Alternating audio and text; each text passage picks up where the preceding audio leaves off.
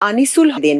সালমানও আনিসুলকে জানান আসাদুজ্জামান খান কামাল তাকেও প্রধানমন্ত্রীর নির্দেশের এই বিষয়টি জানিয়েছেন।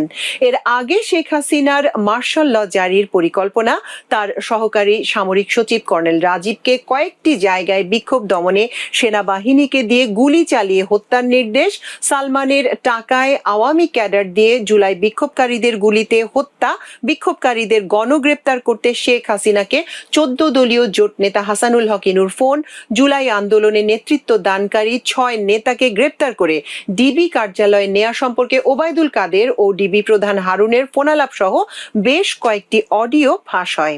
উল্লেখ্য, জুলাই ছাত্র গণ অভ্যুত্থান চলাকালে গণহত্যায় জাতিসংঘের তদন্ত রিপোর্টেই 1400 জন নিহত হওয়ার কথা বলা হয়েছে। হ্যালো, হ্যালো, হ্যাঁ বলেন। ফোন করছিলেন? হ্যাঁ, আমি ফোন করেছিলাম।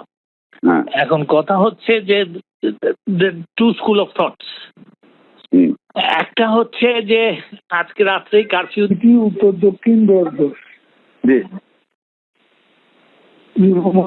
মহিলাগুলি 3টি, এগুলি তো করায় ফেলেন আর নিজেদের লোকজন যেটা এই সুতা যা পারেন ওই শিবির যে করা আছে যা আছে সবদের পারেন ওইটা আমার জন্য না নেই। ওকে, ঠিক আছে, আচ্ছা। তো এখন আমার কথা হচ্ছে যে মানে কারফিউটা মানে এমন হবে যে ঘর থেকে বেরোলেই অ্যারেস্ট করবে, গুলি হবে না, এটা আপনার আমার ভিতরে কেউ ঘরের বাইরে বাড়াবে না, মানে রিল্যাক্স কারফিউ না আর কি। ঠিক আছে।